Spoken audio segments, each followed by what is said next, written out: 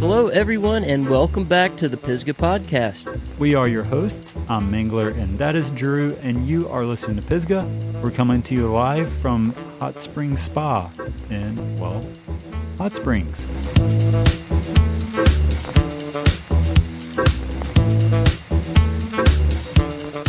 I know it's really not that cold out, but geez, this heat feels super good in the hot tub here, eh? Yeah, I mean, it is snowing up on the parkway, so there's that. Yeah. And you know what? It's leaf season. Definitely leaf season. Gotta say, North Mills River is not in the worst shape, but I think that's partly due to some trail work that's been going on out there, so thanks for our trail clearers. Oh, totally, yeah, and I've ridden a couple of front range things in Canoga here in the past week, and it's been running really awesome. Yeah, that's good to hear. In this episode, news-wise, let's just talk about a couple events that happened a few weeks ago. 2 weekends ago, we had the Pisgah 111 in 55. Unfortunately, we weren't there to cover it, but big shout-out to Nick Bragg for winning the 111. Oh, yeah. And then this past weekend, we had the Bookwalter Binge, if you're a Grand Fondo-y kind of rider. A nice Pro Tour roadie veteran that lives here in the area, puts on a great event every year, and brought out a pretty cool crowd, a very unique crowd to ride some of the roads and have a neat kind of altered event to make it COVID-friendly. Nice. And we got Cranksgiving coming up in NCCX, so stay tuned for more of that. And I guess the only other event worth mentioning is Swamp Fest. Dude, nobody died. Nobody died at Swamp Fest. If you don't know what Swamp Fest is, I mean, just look up Swamp Fest on Instagram. It was one of the most insane BMX events that probably me and Drew have witnessed, and we've witnessed and been a heavy part of a few BMX events. So, yeah, it was literally uncontrolled but mitigated risk chaos. Does that sound right? Yeah. I just hope that everybody that attended had their tetanus shot and maybe even their hepatitis shots. I don't know, but yeah, it was a beautiful, beautiful event, and wish I could have been there in person. Beautiful is a great way to put it. Also, event-wise, this Saturday, November 6th in Knoxville is the AMBC Fall Fest. They've got a whole slew of things going on, from group rides, bike raffles, pop-up shops, some shuttles at the Devil's Racetrack and some of that zone. They're going to have like a whip-off competition and so much more. And you can find out all of those details at fallfest.ambcknox.org. And, it's always a good time at their events. Yeah, that's going to be sick. I might try to make it out there. I don't really know what I've got going on this weekend yet. I think you should. So now that we've passed along some good event info, let's move on to this week's topic. Yeah, we're going to keep our chat, quick and to a minimum here, because this is a lot to take in.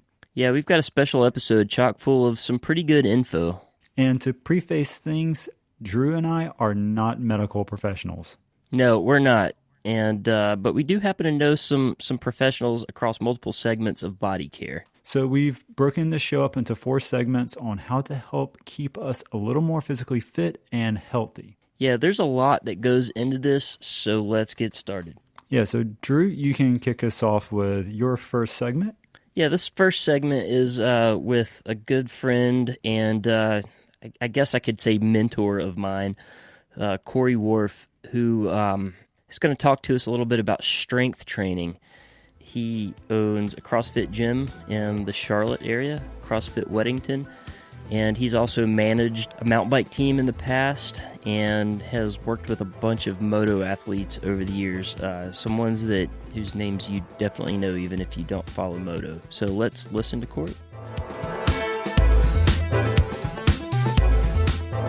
All right, well, today on the Pisgah podcast, we're talking about body care, and I have with me today somebody that's kind of a mentor to me when I was a younger man. He's worked as a trainer for many decades, both in motorsports and with cyclists, mountain bikers, and currently with CrossFit Weddington, which is a gym he owns in Weddington, North Carolina. Corey Wharf. Hey, man, how you doing? Good to talk to you. Thanks for joining me.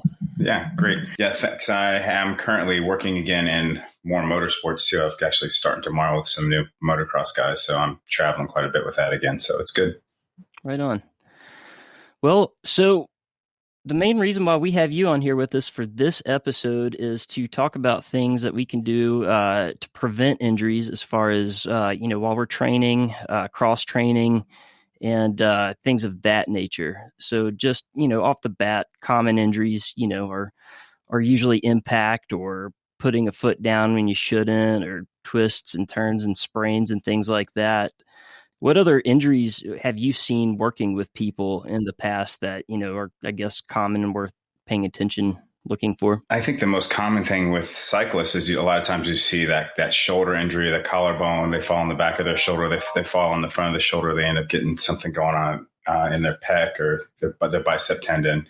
But a lot of that comes from not having correct mobility in the shoulder prior to that, and then stability in the joint. So, and as we get older, all that kind of gets worse as well, For sure. Like we said before, if you got a 40-year-old car, the wheel's going to wobble a little bit more and more over time. And so you just have to get an alignment once in a while. And I think that's something in that aspect is where you come into some stability or strength training.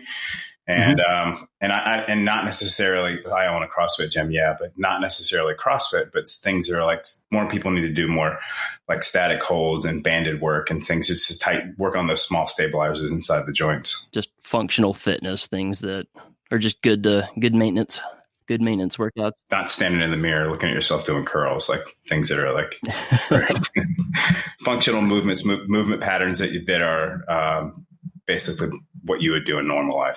So it's something like a collarbone that does seem to be pretty common because, you don't want to, you kind of duck and roll and throw that one out. Or the other one would be, like the scaphoid, if you put your hands out in front of you and you're going over the bars and stuff like that.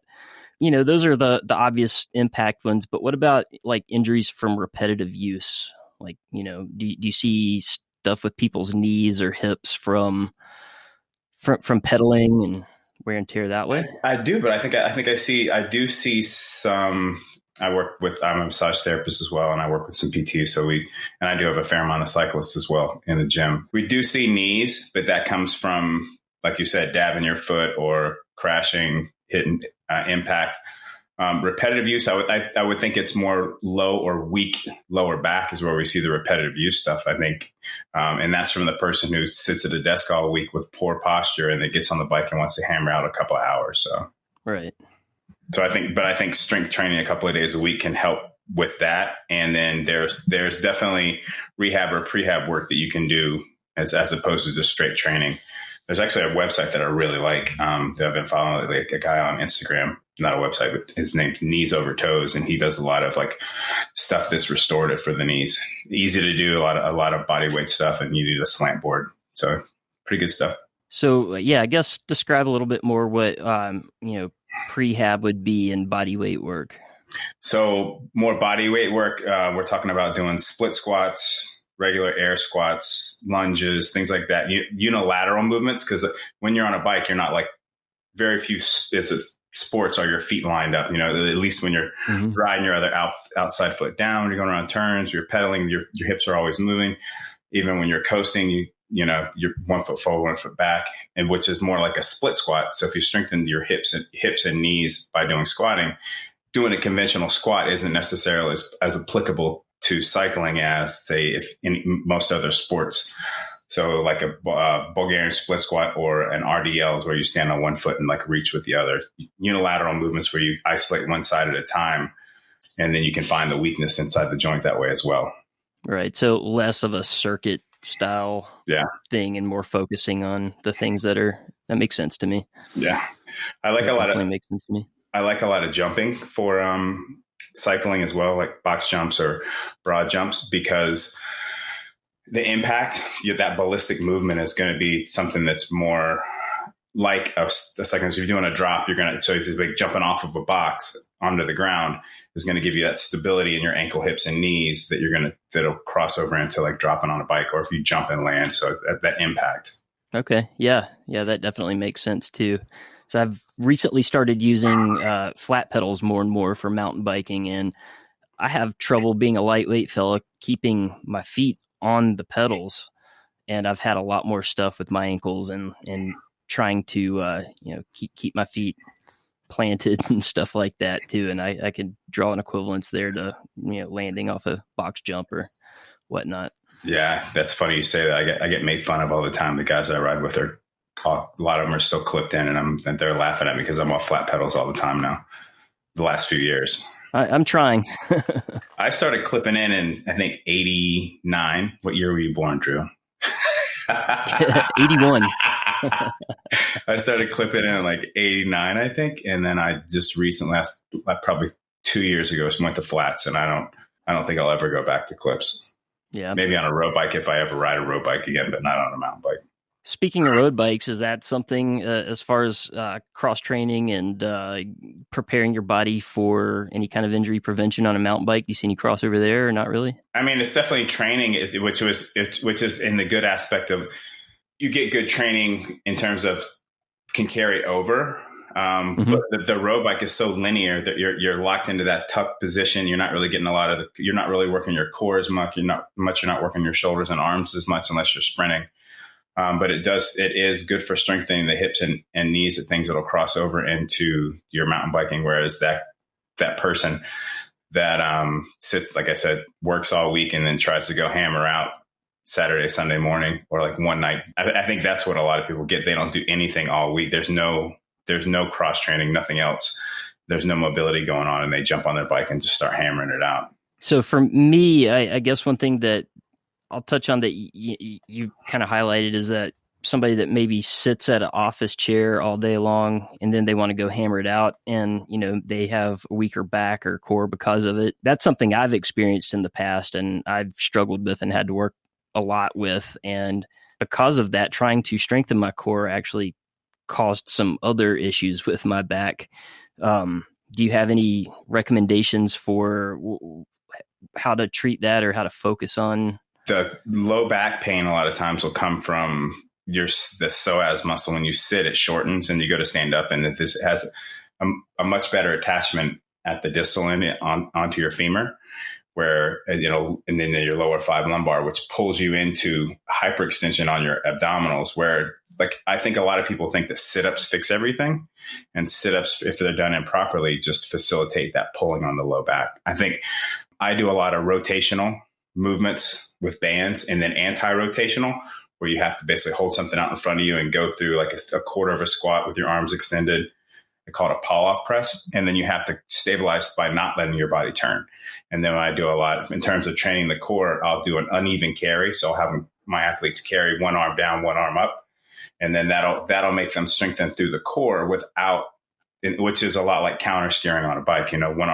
One arm's pulling up, one arm's pulling down, pushing down. And that's all that stability is coming from the core, which people don't have. They sit at a desk all day, then they just try to do a bunch of sit-ups. I like a lot of static holds for the core and then movement with that. So not necessarily a conventional sit-up or leg lifts, which pull on that hip flexor, but things where you're trying to hold something stable. I do a lot of carries with a heavy ball or a sandbag, and then that stabilization comes through the core too. Step-ups and walking or lunges with a weight. Right on. Yeah, that described my situation exactly, and had to go through PT because of it. And at the end of the day, knowing how to properly stretch psoas muscles is a beautiful thing. Yeah, I mean, hip flexors are bad, especially as you get older. A lot of us, it's like watching hair grow. You don't wake up one day and you're stiff. It's just over time. You're like a little bit here, a little bit there, and then you're normal. And then you have your lack of mobility is your new normal, and then you don't really know how you got there. It's like that 80-year-old person that has a hunchback. They didn't get that way in one day unless they had some type of accident, just over time by not sitting up straight and working on posture and stuff. Mm-hmm. And that's big. Like just taking the time away from when you're sitting and working is just maybe once an hour or so, stretch a little bit. So I like kettlebell work as well. You can work posterior chain and it which is that whole movement and it makes you open your hip flexors. And there's a bunch of different stuff that you can do. There's a website that I like to follow for a lot of that stuff as well, like Primal Movement on Instagram. And then Marcus Philly has a lot of that uneven carry stuff that's good for the core. Right on. There's a ton of stuff on the internet that's good and bad. There's a lot of people that put stuff out there that have no idea what they're talking about, which is what I like to laugh at when people come in every day. I saw this on the internet. I'm like, yeah, thanks. Yeah. The, The bike media is that way too. yeah, the internet keeps me in business because people screw themselves up from what they see on the internet without having proper knowledge of how it's like the highlight reel. You see what somebody can do. You don't see what it took for them to get to where they could do that. So I think start with the basics everywhere. I like to say when somebody comes into me, I like someone to be mobile. So we want mobility in all the joints and find imbalances. And then we want to find stability. And then we work on like the training and add the intensity. But when people talk about how they train, the first thing they want to talk, the sexy stuff is the intensity, how hard it was. And then they don't say like what they had to do. He made me stretch for 2 weeks before he'd let me do anything. But that's really what you need to focus on is like being healthy before you try to go out and crush it. So sure. Yeah. The same's true with, just trying to get fit on a bike. You got to have your base miles before you go in and do targeted workouts and things like that. If you want them to count and you want them to actually do something for you. Yeah. I mean, and a lot of people don't think about those base miles coming in as being like strengthening the ligaments and tendons, and the joints. And like, they're like, well, they just think that they're just building their cardio when they're actually building the muscles they're going to do the work with so that they can actually, when it comes time to put out that effort and use those muscles, it actually, they're able to use them without getting hurt. So yeah, speak to that muscle memory. Are there ways to accelerate maybe changing bad habits with muscle memory? In terms of cycling or just in general? Like I would say probably both. But in cycling, for instance, I'm trying to spend more time on flat pedals and I'm finding that I point my toes differently and I'm rubbing my heels against my cranks, which I never did before and stuff like that. Do you have any words for that? I think you know what, I say this every day, and as I go through the years, I learn it more and more. There are no absolutes. I think it's just kinesthetic awareness, body awareness. If you feel like something's going on, like try to be aware of what you're doing. A lot of people just go out and don't pay. Well, what were you doing when this? Like my question is, well, if somebody has an injury, when did it happen? How did it happen? Was it an event or was it just over time? Like somebody could crash and like. Somebody had a bruise on their knee the other day. I'm like, how'd you? And then they thought back, oh yeah, I hit my knee on my handlebars. I'm like, that's where the bruise came from. It's not like there's a bruise on your knee for no reason. So, I mean, I think muscle memory is just one of those things that changes with time too. It goes back to that mobility thing. Your body's going to work differently if you can't touch your toes. Like if you don't have that mobility in your hamstrings are always tight. You're not going to be able to get that extension. So, and you're going to feel it when you go to counterbalance or you put that foot down to dab, like all those things are going to happen. Right on. Well, I think that pretty much covers it unless you've got anything else that you wanted to talk about. No, and the only thing I didn't know where we were going to go with 100%. So, I mean, I just talked about doing things like mixing up. You can get a lot of if you're not doing stuff on the bike, you can you can kind of mimic those workouts where you use a stationary bike or put your bike on a trainer, get off. And then it's not where you're just doing the same thing over. You can do like some body weight movements, get back on your bike, do a sprint or like a sustained movement for a few minutes. Like a lot of, like you're going to hit especially around here, you're not going to most of the time, you're not going to hit some like 10-minute climb. You're going to have like a 2 or 3-minute, 5-minute climb. So get something to do your bike. And then you can mimic that downhill or that slight rolly section, or even doing so a lot of people that don't ride enough, don't strengthen their grip enough. So I think like things like farmer carries or you kettlebells or dumbbells and you carry them while you're walking, that'll help strengthen your grip and your shoulders and then help you pull your lats back, which you use primarily a lot when you cycle. So things like that. Yeah, that makes good sense. And then stretch and hydration, I think, are huge and people don't do it enough. Everybody, or even around here, a lot of guys get off their bike and they go drink a beer and that doesn't really help them. I mean, it's good. It's fun, but it doesn't always help them like recover, so. Yeah. So that's it. If you want to, go ahead and plug your social media. Let anybody know where to find you, or if they're interested in working with you or working with CrossFit Weddington, how they can do so. If you're in the Weddington area, we're CrossFitWeddington.com and then CrossFit Weddington on Instagram. Like I said, I'm actually currently working with now 4 pro motocross guys, 1 amateur guy, and I'm beating my head against the wall trying to find a spare minute to do anything. And I have 3 kids in high school. That's your cross training then. Yeah, so that's it. I'm busy. I love what I do, and I think that helps me stay young. And that's it. I need to come up and see you more, which I think Yeah, I'll do it. So I'm close to there every week. I just don't make it all the way up. I mean, Right on. like James every week, which I've ridden there a few times recently, and I need to ride there more. It's a really cool ride around the lake there. It's nothing super technical, nothing real climby, just rolly and punchy. It's fun. It's fun and Burmy. Yeah, I like that. Cool. Yeah, I really appreciate Corey talking with me about this and getting this information out to our listeners. He definitely knows what he's talking about. He's trained some really high-level athletes, and I think that he's got a good idea about what's going on, especially if you're into two-wheeled sports. Awesome. So what about your segment? Yeah, so I've got two segments that kind of like somewhat work together here. We've got our friend Park Baker on for Yin Yoga.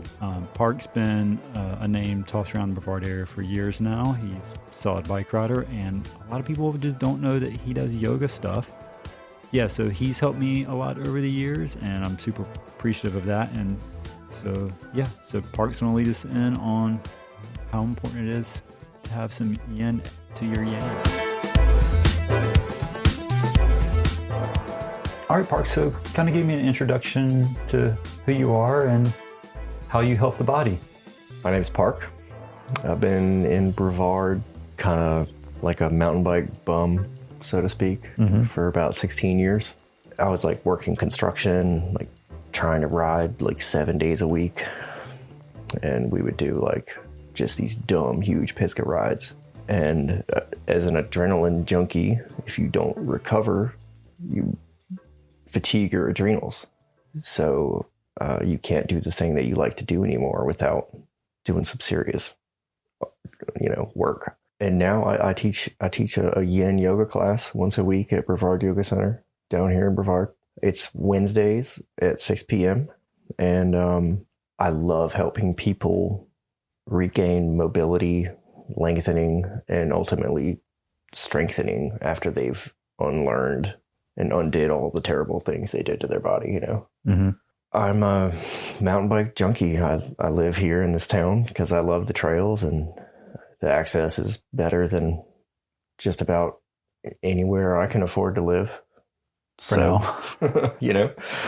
And I still live the lifestyle, I ride every chance I get. I really started to use yoga as a recovery tool after I burned myself out and realized that I can't ride like that. You can't go 7 days a week and work construction and expect to, one, have any good results if that's your thing, or two, like make it through a work week, or even drive your car for more than an hour, So I started going to a basement yoga class here in Brevard with Hilo Martin. Shout out Hilo if you're listening. And my body was so stiff from mountain biking all the time and working construction that I would be in a pose and she would come over to me and she would like push me, this little Japanese lady. She would like be leaning on me and like pushing on me. And she would tap me on the head and be like, get out of your head and into your body. Do it, It took me a few tries to really figure it out.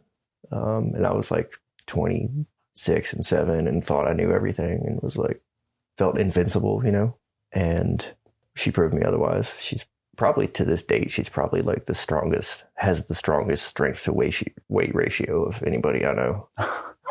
Yeah, it's actually incredible. And then from there, I made it a part of my daily lifestyle and eventually decided to take a teacher training at Asheville Yoga Center, probably around 2010 or 11. Did that, and it's kind of a broad sweeping like course load, it's like different kinds of yoga and the philosophy and all that stuff. But the one style that really spoke to me was yin yoga.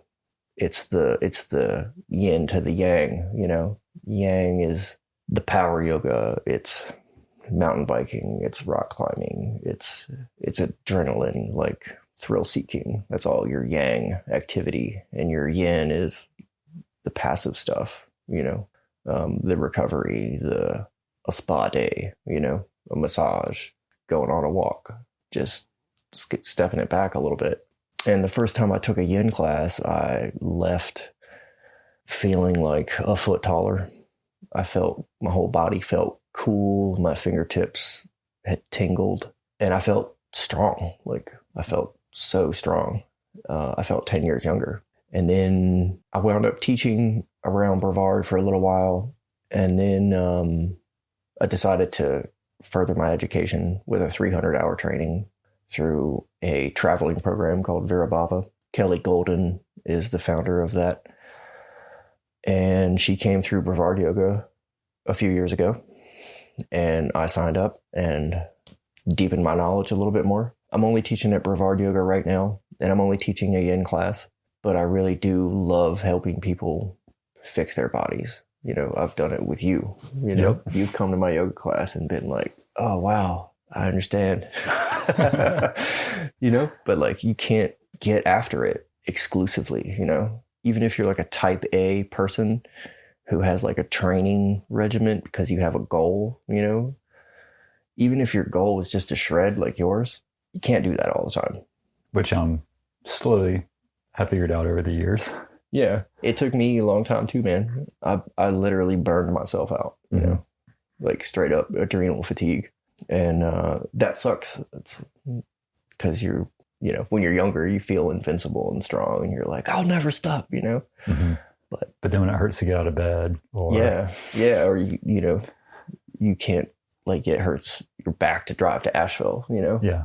When you can't take your bike off the rack when you get home from a ride because your body's like tensed up. Yeah. Yeah, man. I mean, you got to do as much time as you spend riding your bike. Doesn't matter what kind of bike it is. If you're a hardcore cyclist in Brevard and your goal is to like be a confident and like good Pisgah rider, it's going to take you hours and hours and years to get to that level where like you can not only not flat or crash, but like be strong and like be ready for the next day. You have to spend as much time recovering and strengthening and softening all that hard work. You can't spend 10 years trying to be a badass and then get there and then you got to have the balance, Mm-hmm. So that's what I like to do, man. I get people who come through, typically older men in my classes, who have been young, athletic, getting after it kind of guys, and now they walk with a rounded back and like they have no shoulder mobility. Their lower spine is compressed sometimes to the point where there's no cartilage, their hips are jacked up. They have jaw tension. That's me raising my hand right now. Yeah. I mean, me, all those things right here. Yeah. It's work. If you want to age with any grace, you gotta do as much work recovering and softening as you do being rad, Mm-hmm. And I really enjoy it. It's I've had lots of professions, and this one it pays the worst, but it's the most gratifying. Okay. That's what I do. I'm trying to be able to do this into my 70s, Yeah. For those listeners who haven't thought as much about body recovery, what's the steps to getting started, to swinging that needle so that you become more balanced? Is it start off with, a basic yoga session, or do they search out like a yin session? Do they look at strength training first, or like, in your opinion, how would you approach this?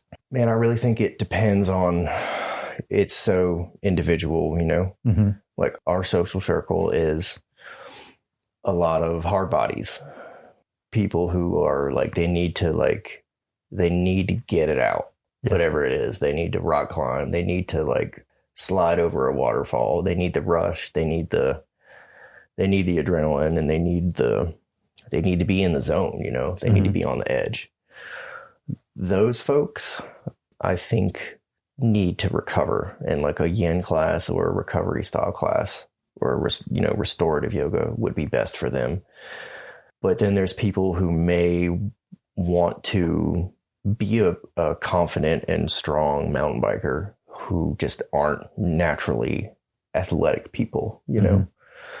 For those folks, I would say if they wanted to incorporate some balance into their lifestyle, a power or like a core class would be really good for them.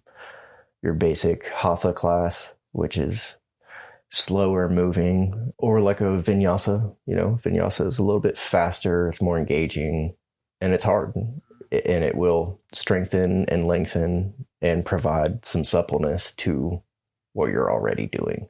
If your goal is to be stronger and fitter, you know, those yang style yoga classes would benefit you. Again, yin or restorative for your hard bodies, for your people who've already made it to where they want to be, you know? Yeah. They just want to maintain their lifestyle. So if someone is on like a 3 or 4 day riding trip and they just go hard all weekend or you know, their week or whatever, it's definitely a good idea to stretch it out. What are your thoughts on someone watching like yoga YouTube videos and stuff like that? I think those are great. I think it's important for people to not see someone who has a lot of followers online, you know, doing some crazy like pretzel twist with their body and that be the goal, you know? I think it's easy for people to get wrapped up into that, and then they see that stuff and they're like, oh, I can't do yoga, so I'm not even going to move, you know, I'm not going to stretch or like try anything different. But yeah, by and large, follow along, you know. Some people are visual learners, you know, they have to see it, you know. Some people have to go to a class, you know. Some people it's a communal thing, you know. They like the vibe of a yoga studio, you know. Some people hate that, and that's fine. But if you're watching it on YouTube or, you know, Brevard Yoga we do Zoom classes. Okay. I don't Zoom my class because I don't really want to be on the camera, but sorry, Bridget. Yeah, I think that's great for people. Stretching is important. Yeah. You know, opening up the body. How important do you feel it is to establish like a pre-stretch routine, a post-stretch routine? Like, how should someone approach that? So there's a lot of research that says static stretching is terrible for you. Okay. It's like, that's when your muscle is engaged and you're stretching it. Like if I were to stand up here right now and like stretch my quadricep, I'm cold, you know, like I'm not warmed up at all. Do you need a blanket? Are you chilly? It is. It's kind of chilly out today. You know, there's research for and against static stretching.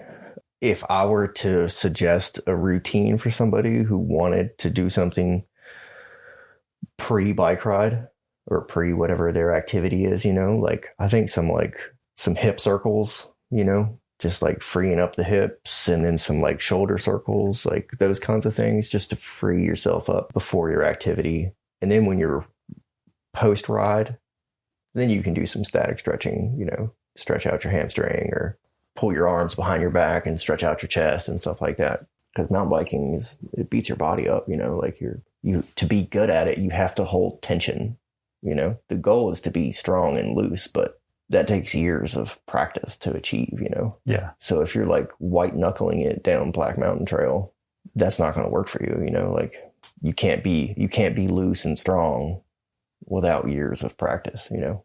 I mean, that took a while for me to learn to loosen up on the bike. Yeah, and you can't be loose on the bike unless you're doing the work to counteract the tension that's created from barreling down a mountain on a trail, you know. Yeah.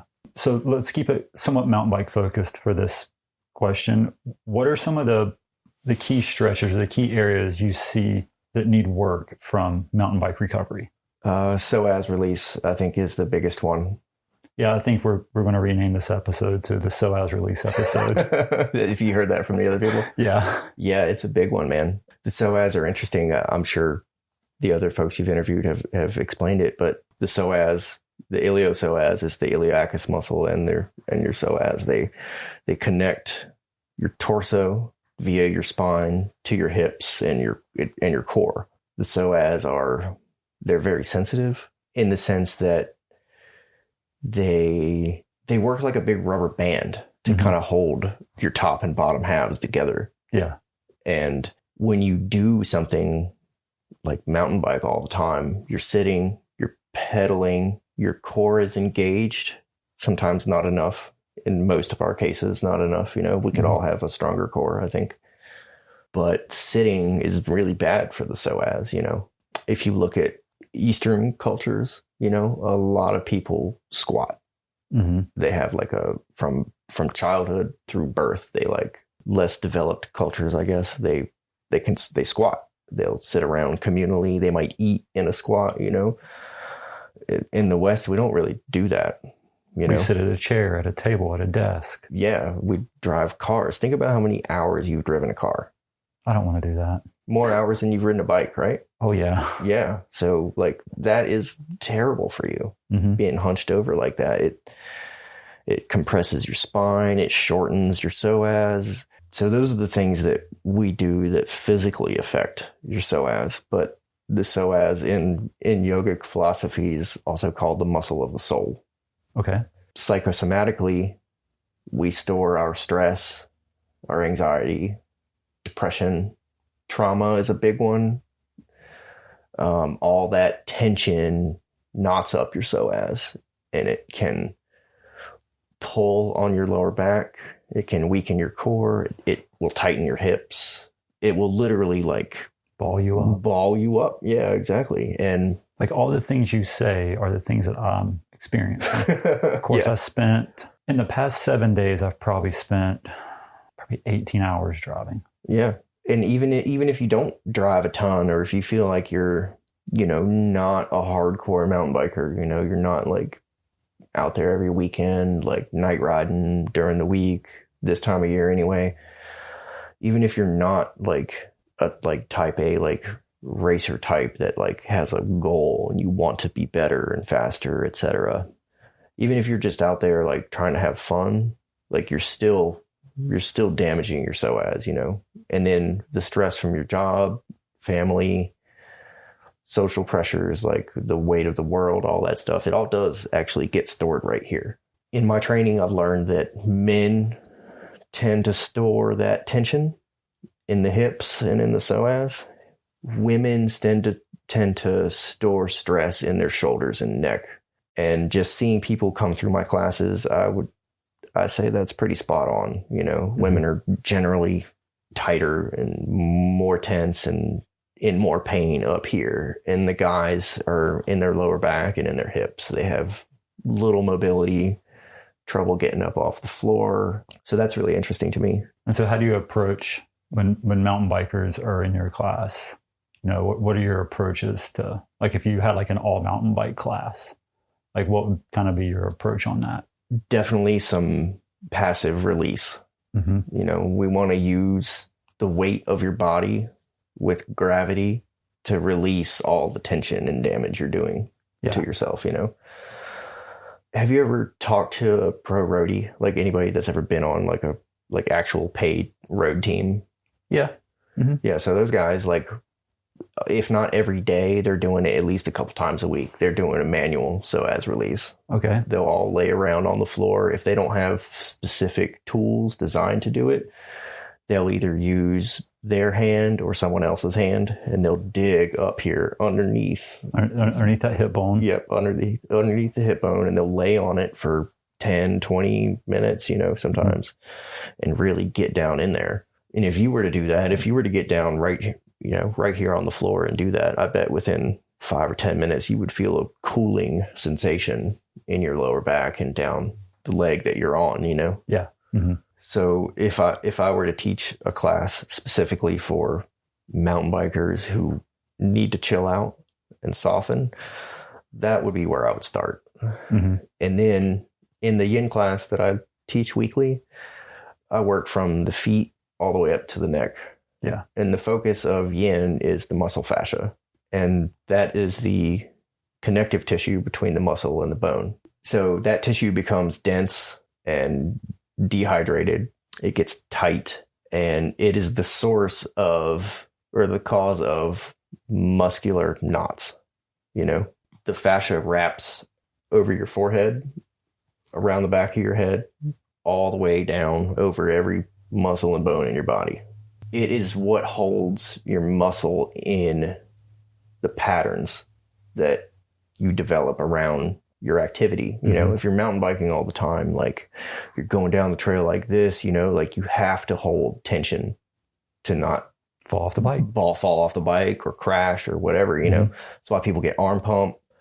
You know, that's why people's feet get sore, their lower backs, if their bike doesn't really fit them nicely, you know.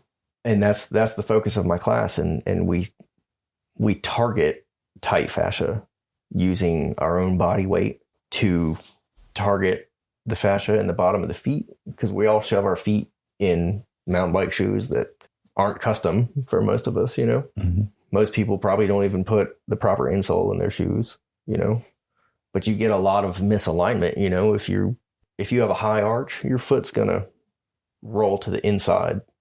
That's where a lot of your weight's going to go. That's going to throw off all your support, and it's going to make your body hurt, you know, especially if you're out there getting after it in Pisgah, you know? Yeah.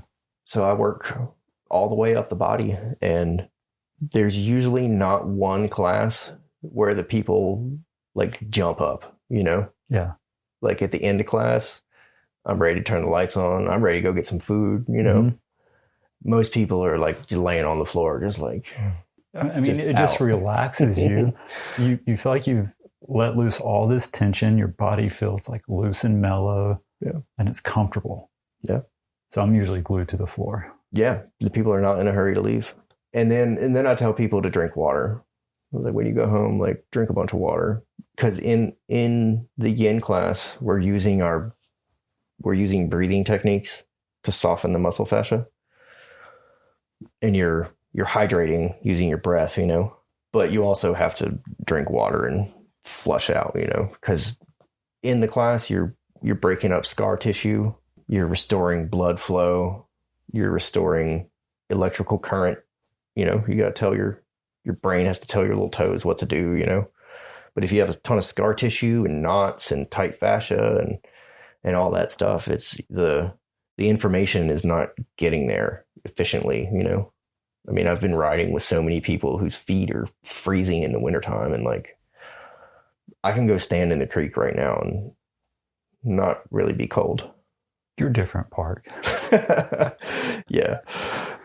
But I just have pretty good blood flow, you know, like your circulation really matters, especially when you're doing something traumatizing to your body. You know what I mean? Oh, yeah. You mentioned working on core strength. What happens to your core from like a long weekend of heavy activities? It weakens.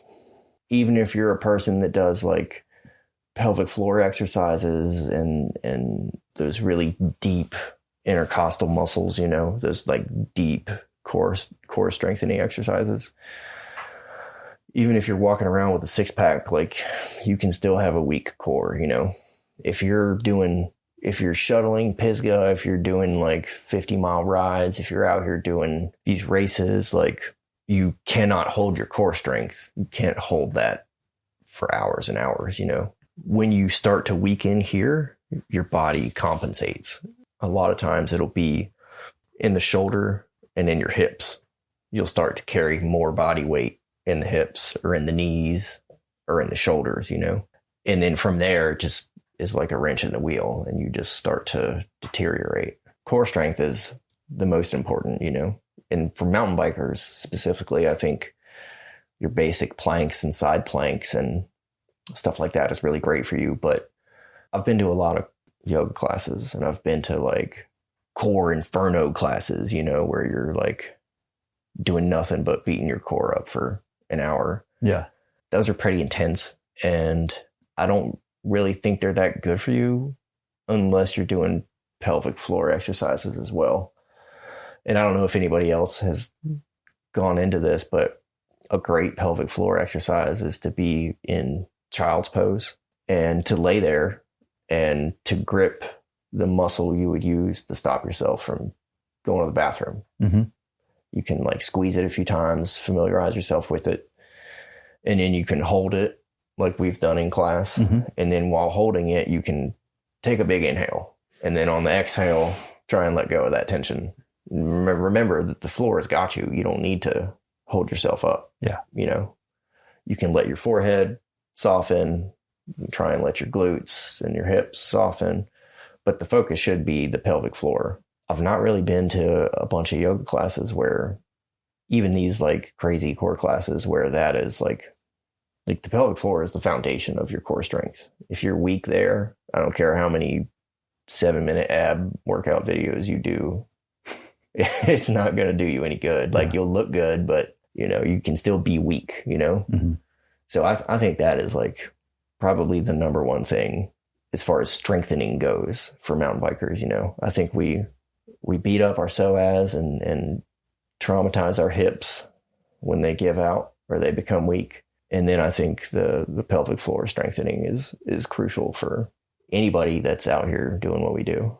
Sounds like all of us kind of have some work to do on our bodies because, you know, we are coming out of fall time. We've been riding hard and we've been beating our bodies up. Yeah. For most of us, probably years. Sounds like we need to start looking at doing some recovery. Yeah, absolutely. And this time of year is, you know, historically people are, you know, coming inside. Yeah. Taking it a little easier, spending time by a fire or like doing more passive things. And I think anybody that's out there listening to this podcast, like you're probably a Pisgah rider. You probably at least come here a couple weekends a year if you don't already live here, you know. For the folks that are out there riding all the time, if that's all you're doing, like you've got to recover. You have to, at the very least, soften a little bit because you're just going to ball up. And when you hit, like you're going to be older a lot longer than you're young, you know? Yeah. So like if you're not thinking like 20 or 30 years down the road, like it's not going to work out for you. Yeah. You're going to be in pain. Mm-hmm. And so many people are. I mean, like outside of the people listening to this podcast, like half the country is addicted to opioids, you know, because their bodies are in pain. That's a good point. You know, for so many reasons. But yeah, I mean, everybody has the tools that they need to maintain their bodies. You just got to take the time to do it. And that's what most of us have the biggest struggle doing because it's really fun to go ride your bike when the weather's nice. Yeah. But then you get into a scenario where the weather's really nice, but your body hurts too much to ride. Yeah. So awesome. So you teach at Brevard Yoga. Yep. Once a week. Wednesdays. It was Thursdays up until this week. We moved it to Wednesdays, 6 p.m. I'd love it. People came in. I hope you fix your body. Me too. Awesome. Thanks, Park. Yeah, man.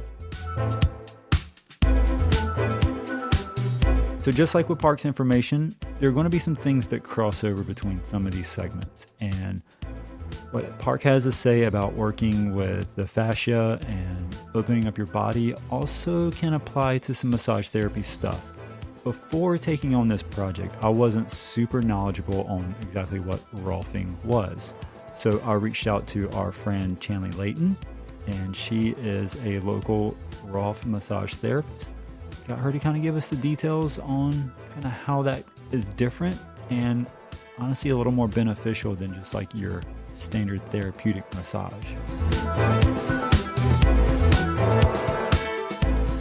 Hello, I'm Chanley Layton. I specialize in Rolfing, structural integration from Dr. Ida Rolf. Prior to Rolfing school, were you a massage therapist? No, I was an hour-bound instructor. Okay. You came up with enjoying the outdoor world and then got inspired to learn the art of Rolfing? Yes. When I was a little kid, I massaged my family and friends all the time. But it wasn't until someone told me about Rolfing that I was like, that's it. That's what I want to do. What is the difference between Rolfing and what someone would consider like, you know, a therapeutic massage? Some of the techniques are similar, but the main differences are Rolfing deals with fascia. And it thinks about the session in the body as a whole, not just in pieces. Oftentimes when people want to massage, a particular spot hurts and they want that spot massaged no matter what. And in Rolfing, it's problem solving and thinking about the body as a whole and how it's organized and functioning. Okay. And then it's working the joints. So fascia and joints are the major differences. So in Rolfing, it's important to work different layers. Often people just say, oh, it's just deep. It's not always deep. Sometimes it's superficial. Sometimes it's medium level. Sometimes it's deep because you're connecting to a different layer of the fascia. And since every muscle is encased in a sheath of fascia, those casings can get glued together. So what is so awesome about Rolfing is getting the muscles to unglue, and then they are differentiated, discriminated, and then they can work more efficiently. Okay. If you move your neck, rib cage should not go with it. It should be free. But so often it's like... That's me when I like go to reverse the car. I'm like, oh. Yeah. Each thing should move on its own. From like a 10,000 foot view of what Rolfing does, how is it beneficial for an active person? So if your body is organized, you're going to work more efficiently. If your body is balanced and symmetrical, you're going to perform better. You're going to perform easier, more efficiently. So it kind of like makes your body work more efficiently. Yeah. And makes you feel better and balanced. One of the most important things about Rolfing is that fascia changes. If you sit with it, it's very slow work because it heats up. I mean, sometimes literally my fingers feel like they're on fire because the tissues when they start to change and they heat up, and then they start to spread and the fascia will move. It becomes like this melted plastic, and then it hardens back up, but you've already changed. So you've already been lengthened. So it's giving you that space. Okay. Rolfing isn't just one session. It's a group of sessions. So talk to me about how that works.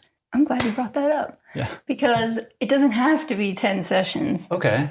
Ida Rolf designed a 10-session series to get through the whole body if your goal is to organize your whole body. Okay. If you don't want to commit to that kind of journey for yourself, it's awesome to get one Rolfing session, just like you would get one chiropractor session, one massage session. If you get more, obviously it's more beneficial. Yeah. But you still can definitely come for just one.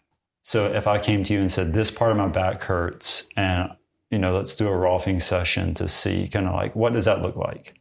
Then I would immediately think, what is above, to the side, to the bottom? Like, where else can we work besides where it hurts? Like Ida Rolf would say, where it is, it ain't. So that is the first thought I would have is, why? Not just let me work there. Okay. Let me figure it out.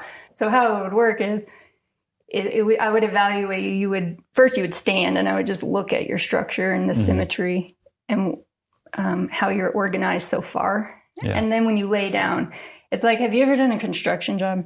Or like if you've ever demoed something and you're ripping boards apart and there's like one last board that for some reason you can't get off. And it's like, there's one last nail and you can feel it and you got to just get that one last nail. And that's what I do with the body. You lay down, I pick up an arm, I pick up a leg, and I feel, where's that one last nail getting stuck? Where are you stuck? And I track you. I track your joints.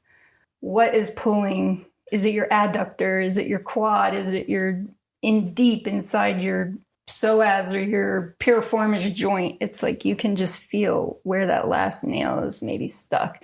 And each side is different. So your right leg might be your adductor, and then your left leg tracks where it's your psoas. So right shoulder and your leg, it's like just figuring it out and creating the plan for where all your compensations and you're stuck. Okay. You mentioned something that I've been experimenting with a lot lately, and that is the psoas. And how do the psoas muscles, because there's been, definitely a lot of talk about, releasing your psoas. So what does that mean? Releasing psoas just means lengthening it, giving it space. For an active person, is that something that they should look into? Any person. Because you think about any movement as a human is forward facing, sitting, driving, nursing a baby, holding a child, anything at your computer is shortening your core. Yeah. And the most core muscles we have are the psoas. So riding a bike, that's why I encourage bike riders to not always ride a bike, stand up, hike, or run and open up their psoas. Okay. Because it is such a shortening, psoas shortening exercise. Yeah. And I think that's what I've been running into a lot over the past couple of years, because basically all I do is I ride bikes, I drive a lot, and when I'm working, I wear a sound bag that hangs on the front of me. So those three things combined are just not good for my psoas.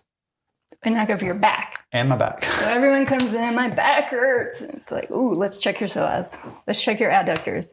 Adductors, psoas, the same line. Okay. The adductors are your groin muscles. So in massage, not always, but often, they are avoided because they're so close to the private parts. And in rolfing, it's mandatory to keep your underwear on, and we don't, what's the word? We get in there. We get right on the bone. I mean, there's a line. You're working the bone, the attachments. It's very clear that we're not crossing that line. Yeah. But it's so important to get in there. Yeah. Like I bought one of those as release block things, and like it digs right in there. And yeah, you're right. It's like you got to find the line, and it's in there. Yeah. It's intimate. Yeah. I get very close with my clients. Yeah. There's a huge trust level. Yeah. And speaking of which, it bothers me so much when people say rolfing is aggressive, because it is the total opposite of being aggressive. If something is aggressive, you're naturally going to put up defense mechanisms. And your body's going to tense up. Yes. So even though rolfing is known for going deep, because it does get to deeper layers like a psoas, it starts out very soft and superficial, and it's so slow. Okay. You're selling me on it a little bit more. Yeah. And the body has to trust me to let me in to make it work. For active people, obviously you're going to recommend rolfing over basic massage therapy. How do people go about finding someone that is experienced in rolfing that maybe has taken Dr. Rolf's classes? So before I say that, I don't always recommend rolfing. I understand that some people really, really need a full body, nurturing, flushing type of body work. I totally get that. I'm an athlete. I know how that feels. Yeah. But if it's time to really get some progress in some chronic patterns, then I do recommend rolfing. Okay. Anyway, I say, what's the goal? Yeah. Let's talk about it. What is your goal? Are you needing to be relaxed? Are you needing a full body flushing once over, like touch most places? Because in rolfing, you can only get to so much because it's so slow. Or are you really here because you want to target some chronic patterns or get back to alignment for your race coming up, or really want to address something that's been going on for a while? Like if you have more of an issue that you really want to work on, that's rolfing. Okay. And if someone comes in and that's not what they want, and they really want more of a relaxing experience, then I would not want to give them a rolfing session. I want them to be happy. What do you find most athletes come for? To be better at whatever they want to do, to feel better in whatever they're doing and do it better. And they almost always want rolfing. For an athlete, we have goals. We want to have achievement, and, we want to enjoy doing what it is that we enjoy doing, whether it's, running, kayaking, mountain biking, hiking, whatever. And in my mind, it's always like massage therapy wasn't exactly going to tick those boxes for what would help me in recovery or preparation. a lot of people I hear will say like, "Oh, I had a tough week at work, or I had a tough race. I went hard. I need to get a massage session." Is that kind of a way to go, or what does recovery look like for you? It's so personal. Yeah. I can see it going both ways. Like, I felt awesome and I need a massage after my race to just do a once over to help my recovery. Or I was in my race, this one spot was driving me nuts, or I crashed and now I'm a little off. So then Rolfing would be better to get you back to your center line and back to your balance and back to working efficiently. So then when you go back to training, you're good to go. Let's say someone's going to be doing a big mountain bike trip and they've had, some soreness in like the lower back or something like that for a little bit. Is that something that like a Rolfing session would you suggest that kind of helps prepare them for that? Absolutely. So there's no doubt about it. Rolfing's results last longer because you're changing the connective tissue. So since it's changing, it has more semi-permanent results. So yeah, if you want to get ready for a trip, then Rolfing is where it's at. Right on. And I get that a lot. Yeah. People planning ahead to get the body work so they're ready when they get there. I'm not the biggest believer in chiropractic care. I think chiropractors are great and they have their place. I think Rolfing and chiropractic complement each other. I think they should work more together. Chiropractic with the bones and the joints.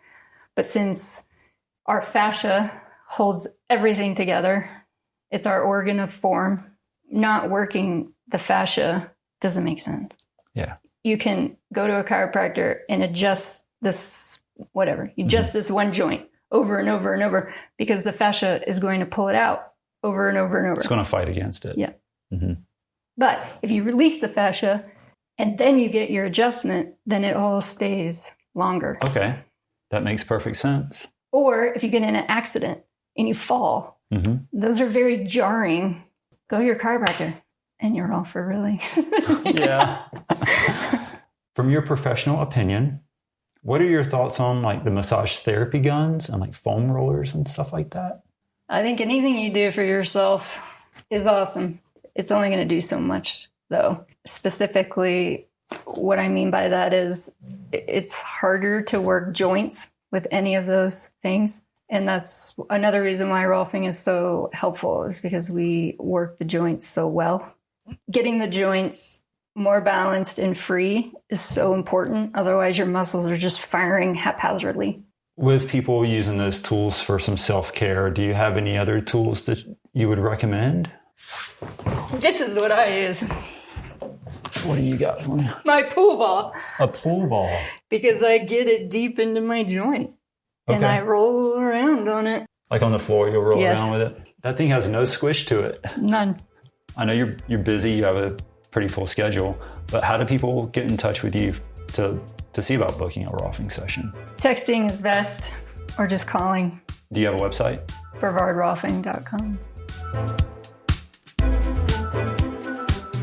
From Park and from Chanley, we have both learned about how the fascia is important to working with our bodies and also the psoas. So, Drew, what do you have up for us next? Next, we have Wes from Anti-Fragile Physical Therapy. Works with a lot of endurance athletes, both cyclists, runners, etc., about what it takes to actually treat some of these injuries that you might get, or prevent them from happening in the first place.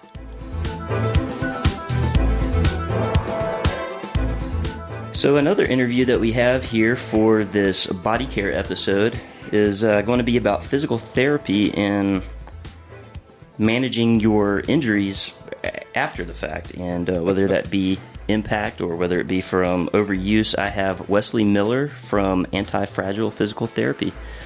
How are you doing today? Hey, doing great today, Drew. Thanks for having me on. Yeah, thanks for doing this. You want to go ahead and give yourself an introduction so people know who you are? I guess so. So I have been a physical therapist for 18 years here in Western North Carolina.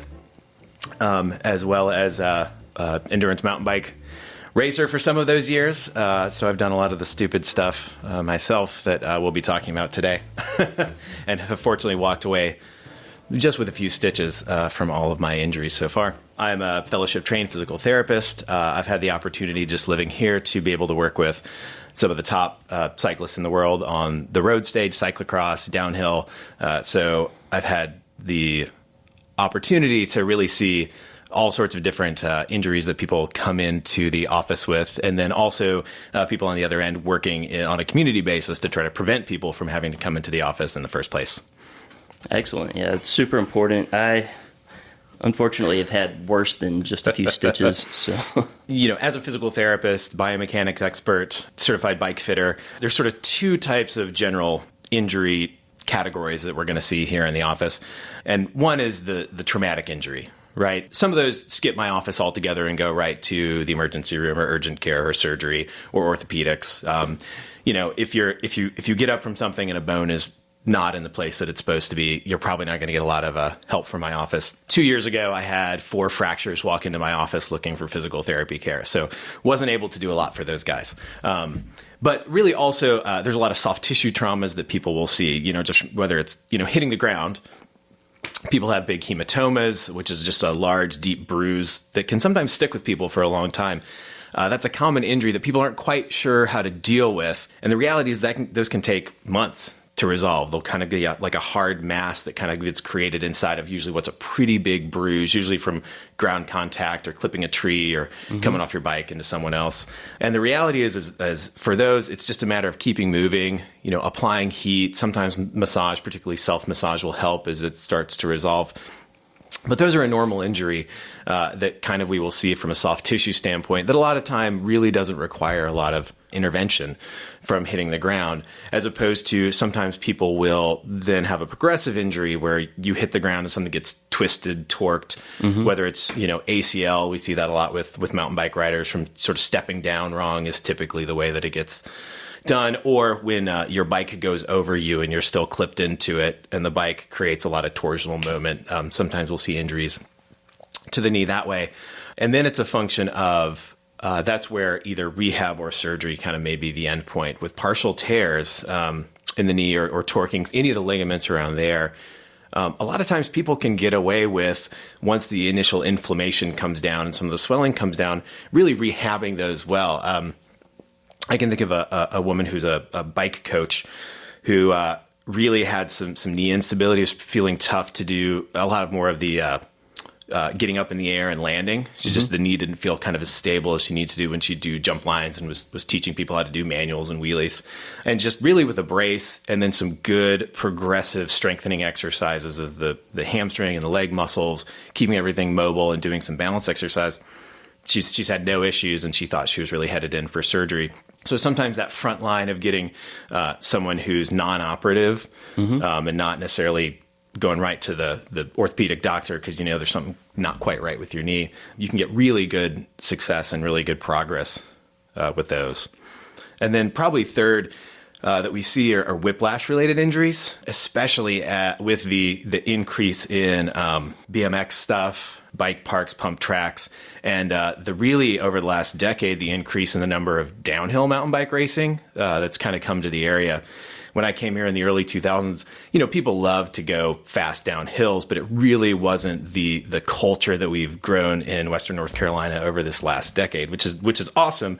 However, it's created another subset of injuries where people are really going over big stuff, and small mistakes can lead to big consequences from that. So like whiplash and concussive injuries, which has been a part that we've kind of had to add into our practice.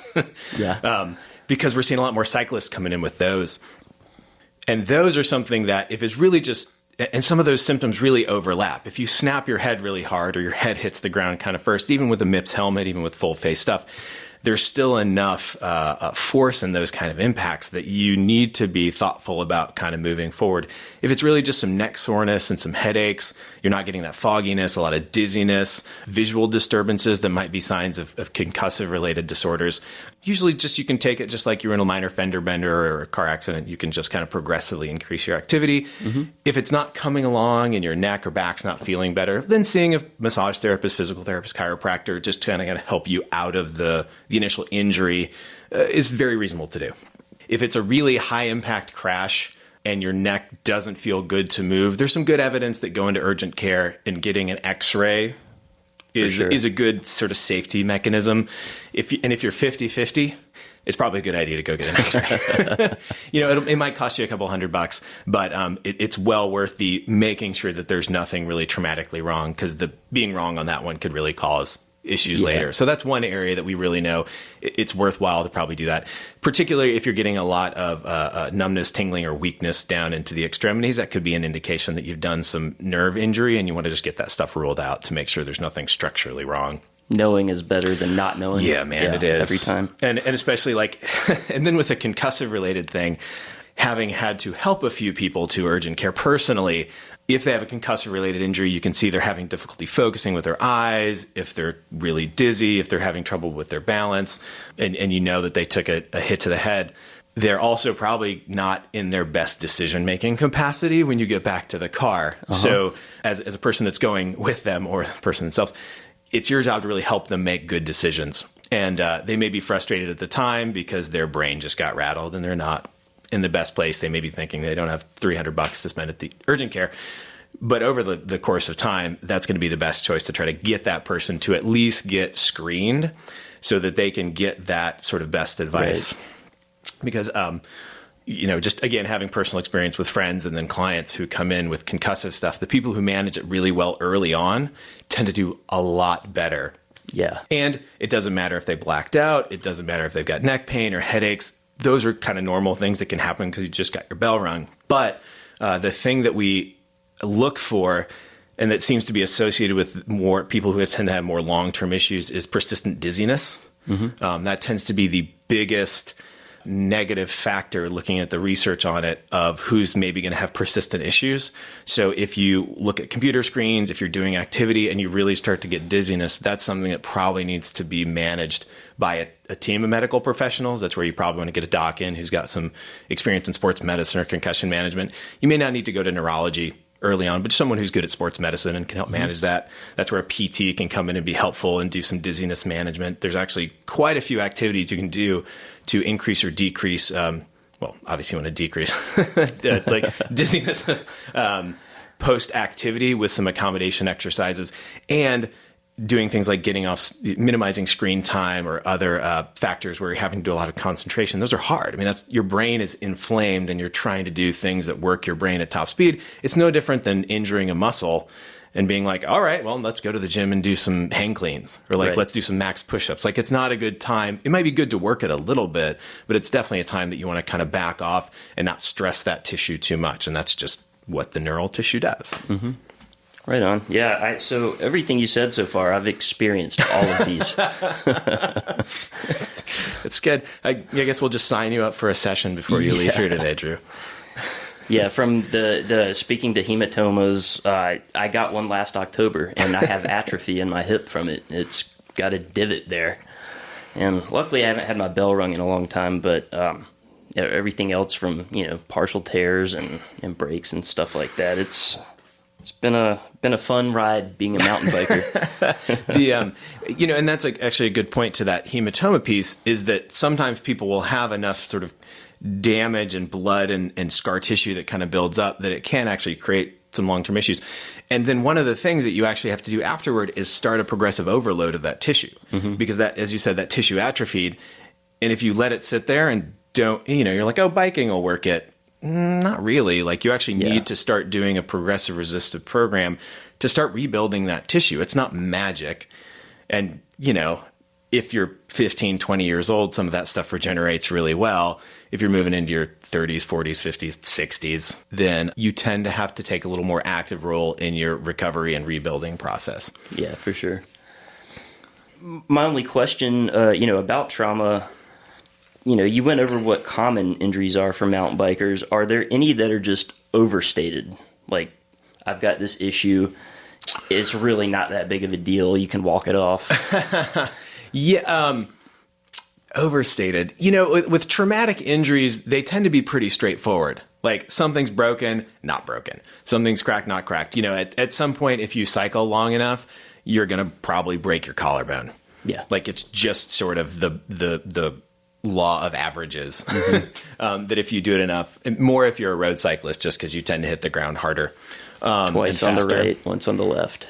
Yeah. Again, I have so far I had a good shoulder sprain, but nothing has broken so far. That's one of those issues that, maybe I'll speak to that and not really an understatement, but like collarbone fractures, shoulder separations are also really common. It just kind of depends how you hit the ground. The same type of trauma will cause both of those issues. And shoulder separations may be a little overstated in that up to a good grade 3 sprain, you can usually rehab it without needing to do much before the orthopedics world goes. Again, that's one of those issues that if you kind of let it settle, put it in a sling or give it a week or so to just kind of settle down, let the inflammation come down and start progressively moving it again. A lot of people can be back in a reasonably short period of time with a separated shoulder. It's just going to look ugly. Right. Like your shoulder modeling days will probably be over because you'll be able to kind of see the collarbone sticking up in relation to the shoulder blade where they connect. But a lot of people, the deformity kind of freaks them out a little bit. They're like, my shoulder's off. And they go to an orthopedist, and an orthopedist, of course, will offer to fix it. And some are, especially those who are active themselves, kayakers, mountain bikers, will be like, yeah, you'll probably be okay. But others are like, yeah, I can get you in Tuesday. Like, let's stitch this thing back together. So not necessarily a must, as far as like, running right into the orthopedist's office. If, you after, a week or two, you still have trouble lifting your arm, maybe there's other stuff. If you got nerve symptoms into that arm, then we could be looking at some other, trauma and you want to kind of get it checked out. But unless it's bad or there's a dislocation that comes with it of the shoulder, you can probably just go home and sling it up. Yeah. Throw some ice on it. Take whatever your favorite anti-inflammatory treatment is, whether that's like turmeric and fish oil or, over-the-counter anti-inflammatories. CBD oil, I hear that's good for everything. Sure. Yeah, it cures all. And then sort of another point as it relates to collarbone fractures, like there's this sort of ethos now that they're not a big deal. Like you see it in, the grand tours where guys are like riding the rest of the tour with a cracked collarbone is less, it's an occult fracture. But some people are like, therefore it's not a big deal. Therefore, after 4 or 6 weeks, I can go back and hit it really hard. And then it's not unusual that there is another collarbone fracture following shortly after because that arm's just not as strong as it needs to be. Yeah. And you're still going to defend that thing. Really, it's really 3 months that you need to really feel confident in doing it again, especially if you're doing any jump line stuff or if you're going to go out in Pisgah and really ride hard and get tired. So, yeah, it really sucks when you have someone that you just rehabbed them out of the shoulder collarbone fracture and then they're back in like 2 months later. Yeah. So on the adverse of that, what's understated? What's the thing that, well, I guess you just kind of covered that, really. Yeah. So, like from a trauma standpoint, that's it. When we get to overuse issues, like that's a whole rabbit hole that we can go down because I guess maybe we can go down it right now. Let's go straight into it. Yeah. So, overuse injuries, like working with a cadre of particular endurance athletes here, runners and cyclists are probably my two biggest groups. And runners, if they have an overuse injury starting to kind of show up, it kind of cuts you out pretty quickly because just of the impact related to running, the loads are much higher than we deal with in mountain biking. Even if you're a downhill mountain biker, like the loads are just different because you've got this big machine underneath you, like eating up all that ground force until you hit the ground. And that's where the trauma stuff occurs. But what we see with cyclists is because of that low impact and the way that we distribute the load, we have 5 points of contact really when we're on our bike. We have the saddle, both hands, both feet. So we distribute those loads in a really different way throughout the body. So what I often see is people don't come in until they've had a niggling issue for 4 or 5 or 6 months. And by then you've trained the issue in. If a runner, you're like, oh, I've had tendonitis for like 3 weeks, it started to show up. And someone else comes in as a cyclist and they're like, oh, I've had this tendonitis thing for 6 months and now it's really bothering me. You've had 6 months of repeated activity, altered muscle activation patterns, this low grade inflammation that's now just cooking in there. I call it storing fireworks, right? Like you can store a ton of fireworks, but man, once you throw that match on there, if you've got a shed full of them, boom, it's the 4th of July. Whereas if you only have a small amount, but you burn them out regularly and get that stuff worked on or checked on, or figure out how to self-manage these issues through good cross-training or rehabilitative exercises and activities, you've got these little like things that show up, but you deal with them immediately, and then they don't really hinder your long-term plans or long-term training. So, not to like point a finger at cyclists, but they tend to be able to ignore stuff longer. And so they do. And then when they get it, it's just it's a bigger row to hoe, as far as trying to manage the symptoms. And especially if you're someone who's doing big stuff, multi-day stuff, if you're a pro cyclist, or if you're doing high intensity stuff, if you're on the, world downhill circuit and you need to be able to perform at like max capacity every second for 7 minutes or whatever it is that you're doing.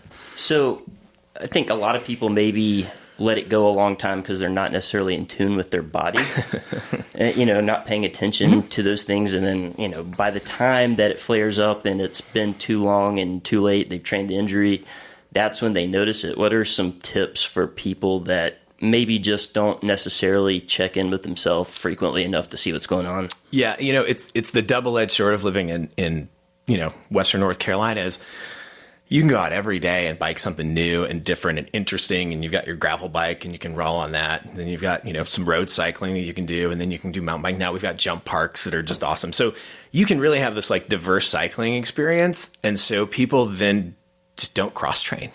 Right. They're like, yeah, I used to before, but now I can kind of do this every day, and that's helpful with that, and that's helpful with that. And my encouragement is, and this is from personal experience, is kind of figure out where those areas are that tend to bug you or tend to be tight or tend to get tired just in life in general, and spend some time on your weaknesses. Right? Like it's not hard to follow that carrot of the things that you enjoy, right? Like we'll all follow that along. But if you only follow that carrot and you're not paying attention to those weak points, like the stick end of things will come and just whack you from behind and knock you down for a while. And then you can't do all the things that you enjoy doing because it hurts. Turn Strava off every once in a while. What's it do? I mean, man, unless you're tops in the world, it's not even worth turning on Strava here anymore. Like you're never going to get a segment on anything. Yeah. I used to feel capable, and now I'm like 3,976 out of 10,000. So yeah, I don't bother looking at that when I'm in on bike trails anymore, just for personal reference. But bring that joy. So. And then again, like with cyclists particularly, there tend to be some kind of specific areas that you just get in trouble with if you're not doing anything other than cycling. Like our hip flexors are a great example. Like people will build up so much strength and capacity in their hip flexors, but it's always in that flexed position. It's always with those knees up. We don't do anything where that leg kind of gets stretched out behind us, which is necessary for, walking. Right. Painting your ceiling, like picking something up that's heavy overhead, like normal things in daily life. And if you're spending so much time engaging and strengthening those things up and you don't do anything to work that out, you're going to end up with knee issues or back issues at some point in the game. And the issue will be that the connective tissue, the fascia, your IT band, like all these tissues have had time to really lock that in. So it's not going to be I'll just stretch for a week or two and I'll feel great. It's like, I had to do 2 months worth of continuous daily stretching exercise and you're still kind of suffering and you're rolling over in bed and it hurts. And then the other issue we see on the long term, less with mountain bikers, is making sure that you're doing something that has some impact related to it from a long term bone density standpoint. Like we saw this rash, and we're seeing it with some high level mountain bikers too, is that we're seeing osteoporosis show up early in life. Like it was a thing with road cyclists. It was kind of a known thing. And the road cycling world then started getting people on more vitamin D and looking at their nutrition really well, and then also getting them doing some weightlifting. And so kind of on that end of things, it's kind of been managed. But our bikes eat up so much of that, impact. And if you're just rolling along for all your exercise, we build all our bone density in our teens and 20s. And then it's a war of attrition to do we keep it into our 60s, 70s, and 80s when we really want it so we don't fall and break a hip. But if all you're doing is kind of this low level, low impact stuff, gravel riding, road riding, even, some of the mountain biking around here isn't super, impactful, especially if you're on like a 7-and-7 bike that's just eating up everything for you. Doing some other cross training that involves impact is actually really important. That could be weightlifting, that can be, running, it can be, any number of other activities. It's got to be your feet on the ground, pounding away a little bit. Yeah, I definitely understand what you're saying with the, the stretching for 2 weeks and thinking it's going to be fine.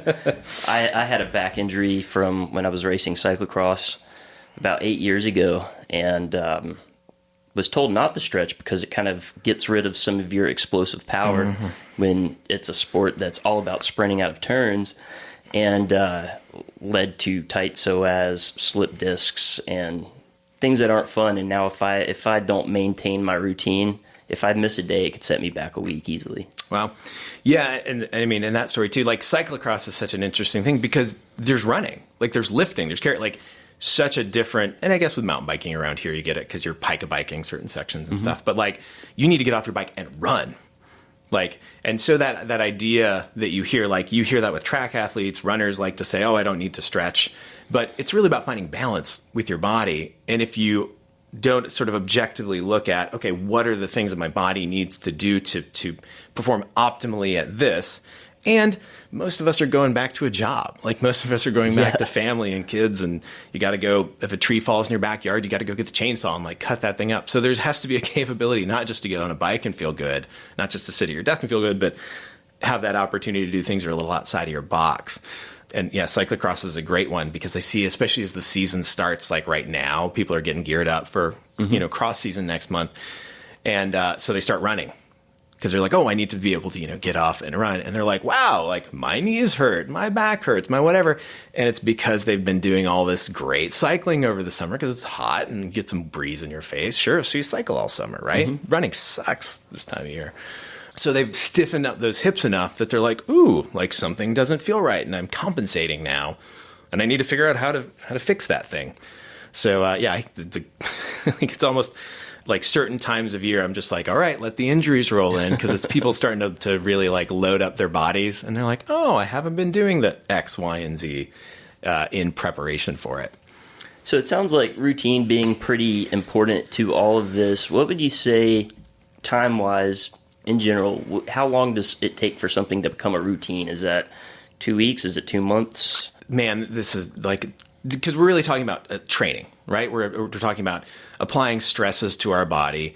Like whether you're just doing this for fun or you're trying to really perform well, there still is a training and an adaptation. Like if you bike more during certain parts of the year, that's great. Take a minute, think about that and say, okay, the months before that, what do I need to do to prepare myself? Or coming off of that, how do I then spend some time after this sort of big, increase in activity has happened? How do I spend that time in getting my body kind of back tuned and ready? The people who, again, like we deal with this with pros, like there's like, got a couple guys on the UCI World downhill circuit right now. And so they've got these kind of like 4 to 6 week periods sometimes between these big races where they're heading over to Europe. So we try to really use those 4 to 6 week times in the work of the season to do rehabilitative stuff. It's not a great time to like, let's break your body down, let's build some muscle. Like, no, we can't waste all those resources because we can't have you go into the races in deficit. And you usually need 4 to 6 weeks to really create a good build program, and then you need to taper back off, not peak. So like now's the time where we'll work on grip strength or doing some stretching and mobility work or rebalancing maybe some weak points they've done from all that base building and training in the first 3, 4, 5, 6 months of the year. And because now's when they got to perform. And then once they come off of that, they rest for a little bit, they just get on the bike, and then they basically go to the gym and look like CrossFit athletes. They're doing a lot of really Olympic style lifts, lots of high intensity circuit training, because that's what their work looks like. So then they're going to spend the winter and the off season really doing those activities to build capacity, so they basically can burn it. during the race season, fill the tank up. Yeah, I mean, and most of us don't have that. But, if it's that flexibility is not your A game, then making sure you spend time maintaining your flexibility is your best thing. And it takes way less time. I do mobility work 1 to 2 days a week. If I really am upping my game as far as running or biking, if I start getting on the bike or running 10, 15, 20 hours a week, I have to add a third because I'm going to start losing mobility because of all the work I'm doing elsewhere. But that's all I need to maintain it. If you need to gain it, it's 3, 4, 5 days a week. Yeah. Because it takes more work to build up than it does to get to a place and then maintain that. So, there's no one right answer for everyone. If you're naturally really flexible, and you're kind of loosey-goosey and you can put your hands flat on the floor and it comes easy to you, you're probably going to need to spend more time on the strength end of things. You're going to have to do a little more core work. You're going to have to do a little bit more building of some muscle capacity because you're going to have a harder time staying on that bike and being comfortable. And then you're going to start wiggling around and you're going to lose power output as a function of that. So if that's the case, well then 10, 15, 20 minutes, a few days a week is usually enough to maintain. But at times during the year where maybe you're not biking as much, then try and push it a little bit harder. Build some capacity so then you can go out and have a little bit more to lose kind of over the course of a season. And you're probably going to be a lot happier. And our bodies like change. Change things up and our body's like, whoa, what's this? This is great. This is new. We acclimate to what we do constantly. So the people that are just out doing the same 2 loops at Bent Creek a couple days a week, then a long ride in Pisgah every weekend with their buddies, and they're stopping for safety breaks and like hanging out and just doing it that way. There's this sort of stagnation that comes, and you can, again, build in some of those training areas because you're not doing the things that you need to do to just stress your body and mix it up. Yeah, that makes perfect sense to me too. And I feel like I get kind of some brain stimulus too when I switch it up every once in a while, and kind of makes me also appreciate some of the things that are normal, my normal rides when I'm doing something different. So I feel like it gives me a different appreciation for it too. It does. Like as someone, I didn't grow up doing the BMX thing. Like I really came into mountain biking and when I moved here in my 20s. I had no idea I was moving to this like amazing place to mountain bike. And so for years I was just very happy with my wheels on the ground, like get that front wheel down, kind of go over stuff. And again, as jump cultures change, I have a 15-year-old who loves to go out to Canoga, loves to go to the Riveter, loves to go to these places and like hit big air. Right. And so just being there with him and taking a bike out and doing those, it's really upped my game as far as skill goes. I'm downhilling. I'm doing so much less than I did 10 years ago when I was doing 24-hour racing and 100-mile races and stuff. And I was putting in so many more hours than I was in my 20s. My brain wasn't fully formed yet, Now I have some risk aversion now that I'm 40, but I'm downhilling faster than I've ever been. Like I read lines better. I'm really much more comfortable like with my bike in the air just as a function of testing out new things. And I'm probably safer and faster than I've been just because I tried something new. Absolutely. I guess the other thing, you mentioned bike fit in your intro. Yeah. Obviously, having a good bike fit, especially for static positions, is really good. I guess my biggest question about bike fitting in the current age is that bike geometry has changed radically in the past 3 years specifically. And how do those things affect how you approach fitting somebody for a bike? Bike fitting is like one of my favorite things to do, that and running analysis, because it's really getting into the nitty-gritty of what are you doing when you're out there? What are those positions? What are the ergonomics? And yeah, it is really interesting to see how tech has changed. And it's not just tech, but it's also preferences. And it's also kind of what the world thinks should happen. Like when I started, I did my first bike fitting course in 2004.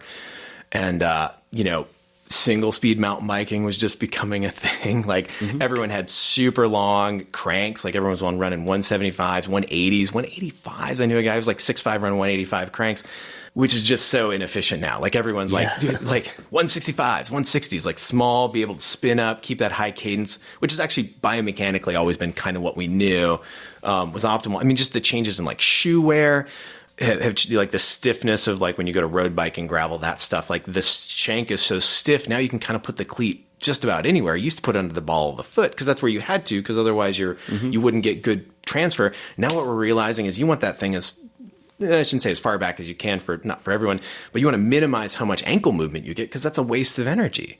And that's why flats have actually, a lot of people are moving to those and not really losing efficiency. And you actually get to use some of the other muscles in your legs because bikes are, especially if you're clipped in, are just quad power transfer machines. So your quads get big and strong and everything else kind of goes. But with flat pedals, you can get hamstrings, you get glutes, like the muscle activation patterns just look really different and are probably a lot healthier kind of over the long term. Even people who've been clipped in for a long time who are doing a lot of training, I will encourage them to just try to get a day on a flat pedals. I'm doing that right now. I just built a new bike, and I've committed to riding flats at least for the first month that I have it. And it's hard because I've been clipped in for 25 years. Yep. It feels weird. And then my son's never been clipped in a day in his life, except when he borrows my road bike because he's my height now. But he's my shin is beat to hell from it smacking it. Right. Well, and then again, like it's a whole new set of issues is like you start really appreciating the outsole of the shoe, which, you used to buy just for stiffness or for being able to hike a bike for certain sections. Now it's like, oh, how well does this stick and interface with the pins that I've got on my flat pedal? How big do I want those pins to be? Because bigger ones will hold you better, but man, they hurt. Yeah. They start causing puncture wounds when you don't have it quite right. So, but that's a skill acquisition issue.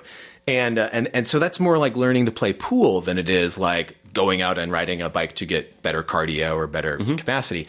So it's about getting a different body feel. And that's great. It like changes up your headspace while you're doing these things. It's kind of what we were talking about earlier when I'm like jumping, like it's just a really different animal. Yeah. The big sweep bars are a weird thing. Like everyone getting an 800 mil width bar, even on like extra small bikes. So I've got all these women who are coming in with like really weird, like neck and shoulder things or low back stuff because they're being shoved so far up. They're not in a good efficient pedaling position, but they're like, oh, but it's so great on my downhill. But that's what dropper posts are for. So yeah, like, and convincing people to cut bars has always been like one of those, I don't know. It's like getting someone ready for it. It's like talking to someone about something they need to kind of be drawn into slow. Yeah. Like, yeah, it's great that you love this wide grip when you're controlling the downhill. I mean, again, 15 years ago, we had 120 mil stems and like 650 mil bars.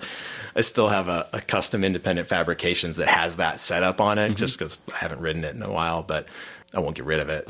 But I'm less like, oh my gosh, like what a different mechanic. So, and then we could go across to, the advent of disc brakes and much easier it is for people to get, like I'm having less hand issues because of hydraulics and disc brakes are stopping people better. So I'm seeing less tendonitis issues in people's hands and forearms that we used to see. So there's just a whole, I could go to again. And one of the issues that we used to see so much was rotation of cleats. Like where people would sit on that. And if you didn't have it just right or within a small range, it screwed up all these mechanical things up the chain. And now with people going to flats, naturally your body kind of finds that position that it wants to be in.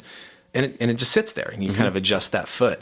So there's a little bit more of a like populist capacity with that. You don't need the like super fancy lasers and retool bike fit setup to like get that cleat just right. Because you can kind of find it yourself in a little bit more natural way to do it, which I like that. Yeah. I've had 3 professional bike fits, and none of them have been the same. Yeah, they've all been, not dramatically different, but different enough, which kind of makes me question. I guess maybe not question, but wonder if it's maybe not. I guess you have to check in and, things change with your body, so you have to adapt that. But if you just pick one and stick with it, is that maybe better than keep messing with it and see where you land? Man, that's, what I will say is that tends to depend on a couple things. Some people are the princess and the pea. Like, that old story, like you make one tiny adjustment or they get the like updated version of a cleat or they just change their cleats out and they're like, oh, everything feels terrible. My whatever sore, they get new shorts or a new saddle and they're like, oh, I've got to redo everything. And that's a real thing. Some people are really sensitive to kind of those like small adjustments. Like me, I rode with one of my cleats rotated like 20 degrees for like 4 months before I was like, why does my hamstring hurt? That's weird. That shouldn't hurt. And then I like looked at the bottom of my shoe and I was like, oh, dang.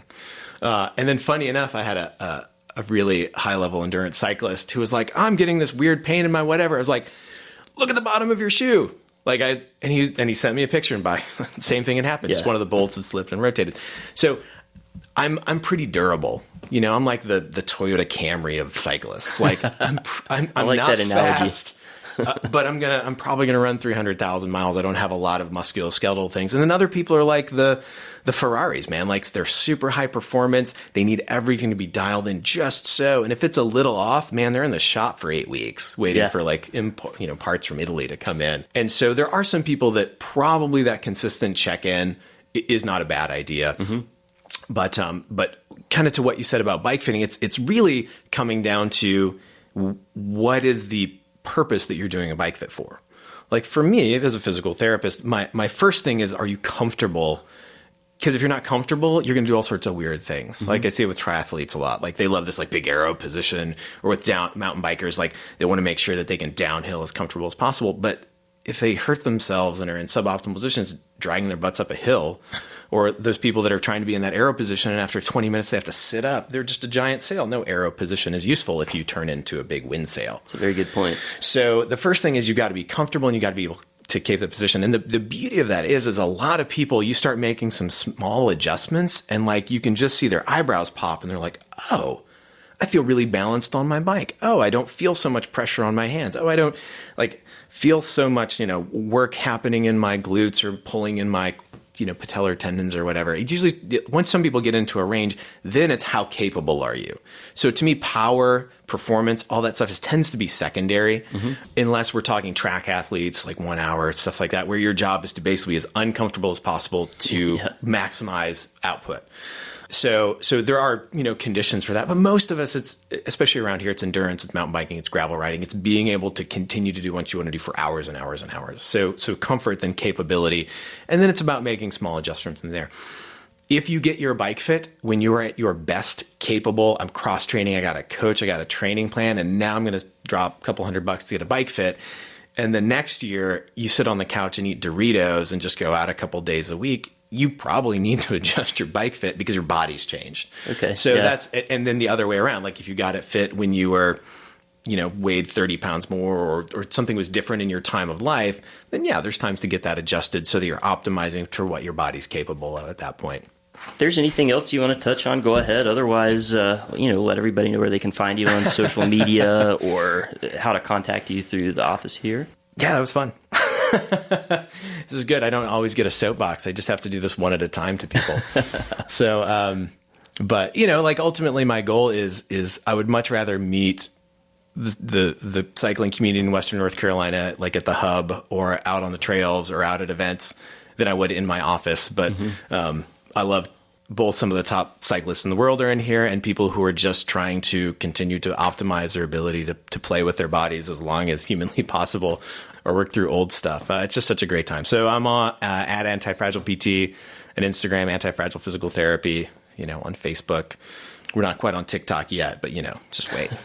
We'll get there. And then you can, give us a call, 828-242-0343. We're here in North Asheville, right across from Asheville Bike Company if you need a location. And we're always looking forward to meeting new people. All the therapists here are, apart from me, we're all fellowship trained. We all do stupid endurance, biking and running stuff. So you're just as likely to see us out there in the woods as you are, here in the clinic. Right on. Well, thank you a lot. Cool.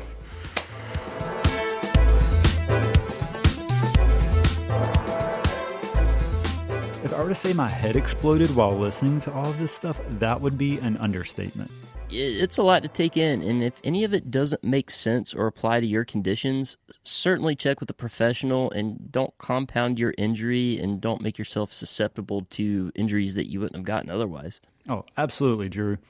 I know you and I both have had a plethora of issues with our bodies just since we've started doing this podcast, and honestly, I've really been going about a lot of things the wrong way, but I'm really glad we put together this episode with these bits of info.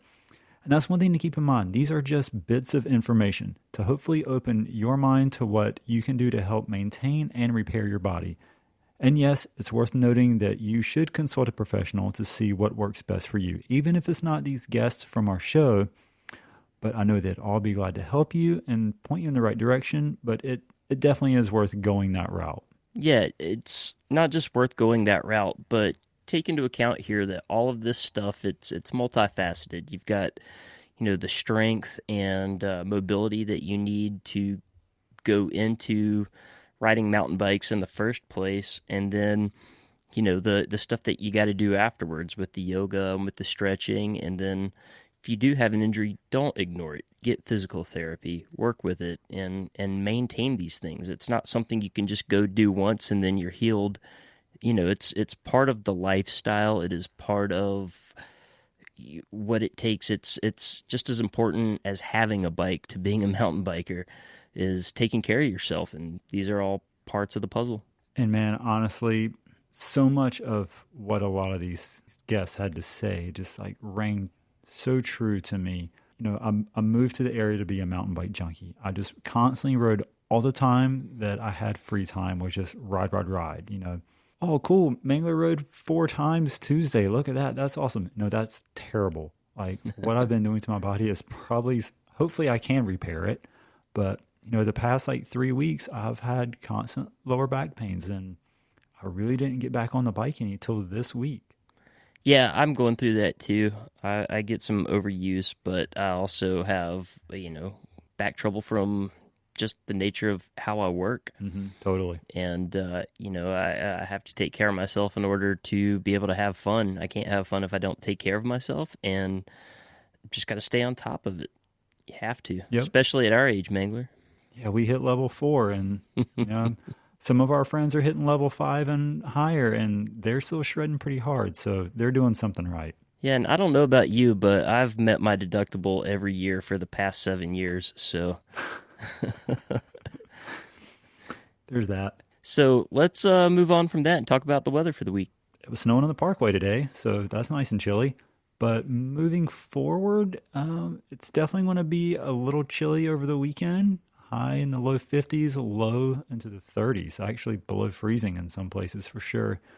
Starts warming up a little bit into the week, and then next weekend, it looks like we've got some showers moving in, like Thursday, Friday, Saturday-ish.